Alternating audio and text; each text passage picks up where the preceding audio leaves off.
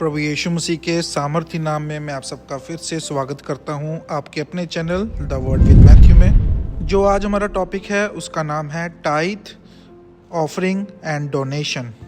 मेरे प्रियो, आजकल इस युग में बहुत सारे लोग कंफ्यूज्ड हैं इन तीनों चीज़ों को लेकर, यानी कि वो मिक्स कर देते हैं इन सब चीज़ों को, बल्कि ये चीज़ें अलग अलग हैं।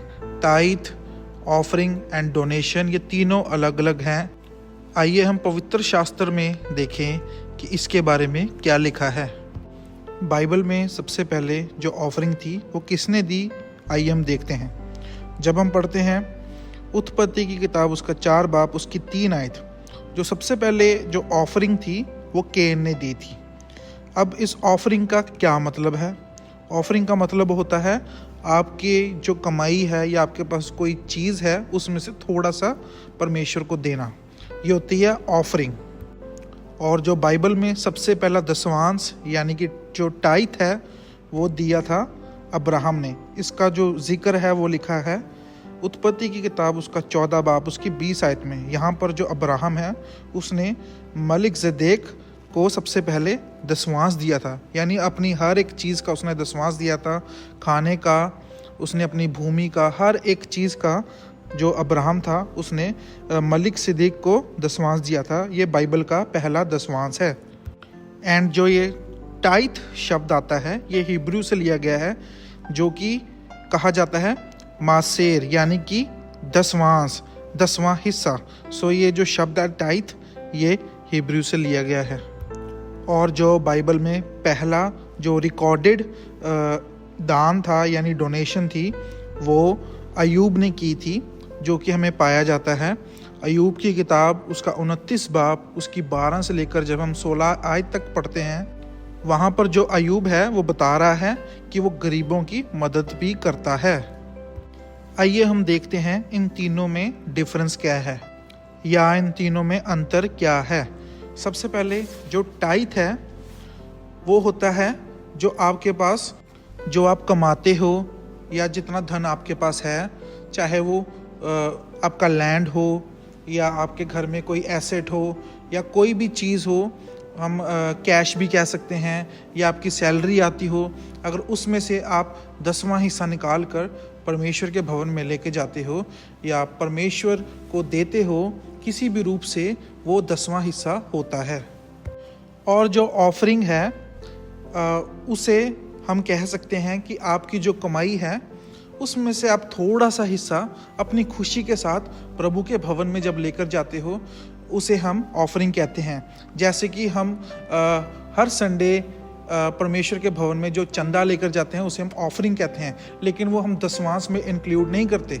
दशवांश हमारा अलग होता है, ऑफरिंग अलग होता है, क्योंकि वचन में लिखा है कि परमेश्वर के घर में खाली हाथ ना जाओ। जो हम कुछ लेकर जाते हैं उसे हम ऑफरिंग कहते हैं।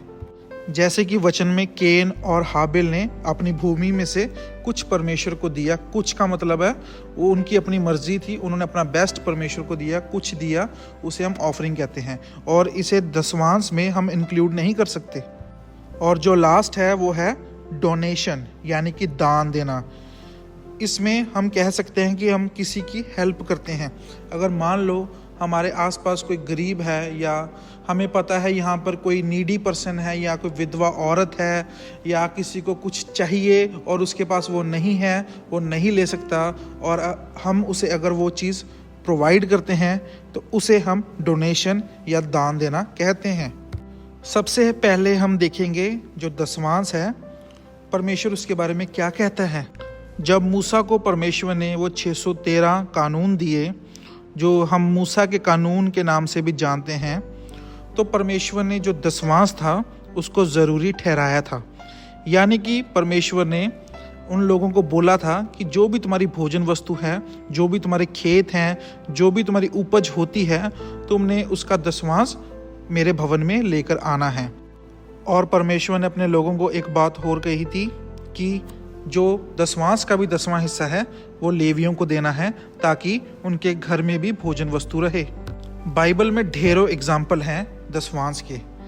जैसे कि हम पढ़ते हैं उत्पत्ति 28 बाब उसकी 22 आयत, वहाँ पर जो जेकब था यानी याकूब था, उसने भी अपना दसवांश परमेश्वर को दिया।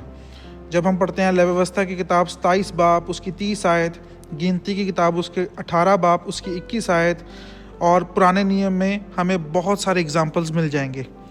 हम जब नवा नियम पढ़ते हैं वहाँ पर भी ढेरों एग्जाम्पल्स हैं, जैसे कि मत्ती की इंजील 23 बाब उसकी 23 आयत, लूका की इंजील उसका 11 बाब उसकी 42 आयत, और भी हमें एग्जाम्पल्स बाइबल में दसवांश के बारे में मिल जाते हैं।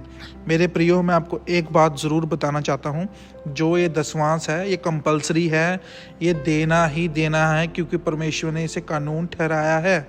नए नियम में भी ये हमें एग्जाम्पल मिलता है, लोग अपना दसवांश देते थे, आज भी लोग अपना दसवांश देते हैं, लेकिन ये परमेश्वर के नियम में है और आपको ये देना ज़रूरी है।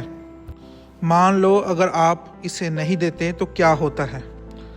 अगर आप परमेश्वर पर विश्वास करते हैं, अपने चर्च के साथ जुड़े हैं, या आप किसी भी पास्टर या कहीं भी जाते हैं, तो आपको ये देना है। अगर आप नहीं देते तो आपकी जो स्पिरिचुअल ग्रोथ है वो रुक जाती है, और आपके घर में फाइनेंशियल बर्डन्स आने शुरू हो जाते हैं, और जो फाइनेंस की जो दुष्ट आत्माएं होती हैं वो आपके घर में एक्टिव हो जाती हैं, जिसके कारण बहुत सी समस्या घरों में आ जाती है। और ये सत्य है, जो दसवांश है आप परमेश्वर के भवन में ईमानदारी से लाएं। दूसरी चीज़ हम देखेंगे ऑफरिंग के बारे में। मैं फिर से बताना चाहूँगा, जो ऑफरिंग होती है वो आपकी फ्री विल या अपनी मर्जी से दी जाती है। जब हम पढ़ते हैं निर्गमन 23 बाब उसकी 15 आयत, निर्गमन 34 बाब उसकी 20 आयत, और व्यवस्था विवरण की किताब 16 बाब उसकी 16 से 17 आयत, जब हम इन आयतों को पढ़ते हैं, यहाँ पर जो यहोवा है उसने अपने लोगों से कहा था कि मेरे भवन में खाली हाथ ना आओ, यानी कि कुछ ना कुछ लेकर आओ। और जो वो कुछ ना कुछ है, थोड़ा सा हिस्सा है, जिसे अपनी वो खुशी से, आनंद से, अपनी कमाई से लेकर आते हैं, उसे ऑफरिंग कहते हैं।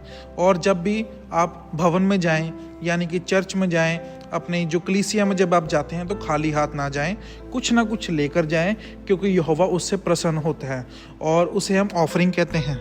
और जो ये ऑफरिंग है ये भी कंपलसरी है, जैसे कि मैंने आपको पहले बताया था, जो दसवांश है वो भी कंपलसरी होता है, यानी कि ज़रूरी होता है देना। इसी प्रकार जो ऑफरिंग है वो भी ज़रूरी है, यानी कि वो भी कंपलसरी है देनी। जब आप परमेश्वर के भवन में जाएं तो ऑफरिंग लेकर जाएं, और जब आपकी सैलरी आती है, यानी कि जब भी आपके पास आपकी कमाई का जो हिस्सा है वो आता है, उसमें से दसवांश को निकालकर एक साइड पर रख दें, और जब भी आप देना चाहें परमेश्वर के भवन में उसे चुपचाप दें। इसका शोर मत मचाएं और चुपचाप इन्हें दें। अगर आप शोर मचाते हैं, दूसरों को बताते हैं, जब भी आप दसवांश या ऑफरिंग देते हैं, तो वो प्रभु के भवन में एक्सेप्ट नहीं होती। ये रूल है। परमेश्वर उन्हीं से खुश होता है जो चुपचाप बीचते हैं, क्योंकि आपका ये होना चाहिए, आपके मन में ये चीज़ होनी चाहिए कि मेरे को कोई देखे या ना देखे, मेरा परमेश्वर स्वर्ग से मुझे हर दम हर पल देखता है। तीसरी चीज़ हम देखेंगे डोनेशन, यानी कि देना। डोनेशन का मतलब होता है देना, ये हम दान भी कह सकते हैं इसे। और बाइबल इसके बारे में क्या बताती है? बाइबल में बेसिकली ये परमेश्वर ने कहा है कि जो विधवा औरत है उन्हें दो, जो गरीब है उन्हें दो, जिनको ज़रूरत है उनको दो। यानी कि अगर किसी को भी ज़रूरत है या कोई नीडी है तो उन्हें हमें दान देना चाहिए, यानी कि डोनेशन देनी चाहिए।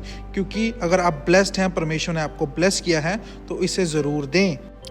जब हम पढ़ते हैं प्रेरितों के काम उसकी 20 बाब उसकी 35 आयत, यानी कि the book of Acts chapter 20 verse 31, it is written that it is more blessed to give than to receive, यानी कि देना ज़्यादा आशीषित है लेने से। याकूब उसकी 1 बाब उसकी 27 आयत में भी बताता है याकूब कि विधवाओं को और जो अनाथ हैं उन्हें दो। अब यहाँ पर मैं रुककर आपको एक ख़ास बात बताना चाहता हूँ कि जो डोनेशन है वो कंपलसरी नहीं है, यानी कि अगर आप इसे नहीं देते तो आपका कोई नुकसान नहीं है, लेकिन अगर आप देते हो तो परमेश्वर आपको बहुतायत से आशीष भी देता है। लेकिन जो तायत है और जो ऑफरिंग है उसे देना कंपलसरी है। लेकिन अगर आपको परमेश्वर ने अच्छी तरह से ब्लेस किया है, अगर आपके पास कोई गरीब या लाचार या जिसको ज़रूरत है, अगर वो मांगता है आपके पास डायरेक्टली, तो तब देना ज़रूरी है, तब हम मना नहीं कर सकते। क्योंकि प्रभु यीशु मसीह ने भी कहा था कि जब मुझे पानी चाहिए था तब तुमने मुझे नहीं दिया, जब मेरे बदन पे कोई कपड़ा नहीं था तब तुमने मुझे कपड़ा भी नहीं दिया। तो प्रभु यीशु मसीह ने एक एग्जाम्पल दी थी कि अगर आपके पास कोई डायरेक्टली आता है और अगर आप ब्लेस्ड हैं, आप दे सकते हैं, तो आप ज़रूर दें। अगर आप नहीं उसे देते उस सिचुएशन में, तो आपके ऊपर अपराध आ जाएगा और आपका नुकसान ज़रूर होगा। इस सिचुएशन में हम किसी गरीब को मना नहीं कर सकते।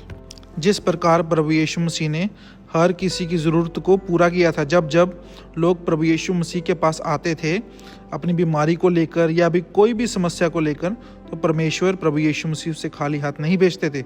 इसलिए अगर आपके पास कोई डायरेक्टली आए तो उन्हें मना मत करें, उन्हें ज़रूर दें, कुछ ना कुछ दें, ताकि आपके लिए भी एक आशीष का कारण ठहरे। बाइबल में बहुत सारे एग्जाम्पल्स हैं, बहुत सारी आयतें हैं। अगर मैं एक एक आयत को पढ़ाने बैठ जाऊं या एक एक आयत पर मनन करूं तो हो सकता है वीडियो घंटों लंबी हो जाएगी। आई होप आपको इस वीडियो के द्वारा ज़रूर कुछ समझ में आया होगा।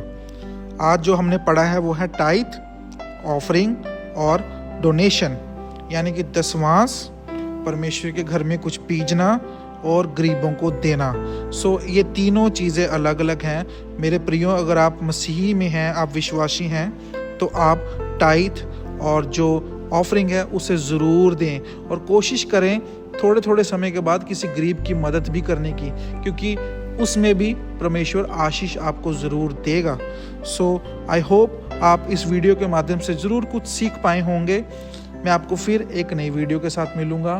तब तक के लिए गॉड ब्लेस यू ऑल।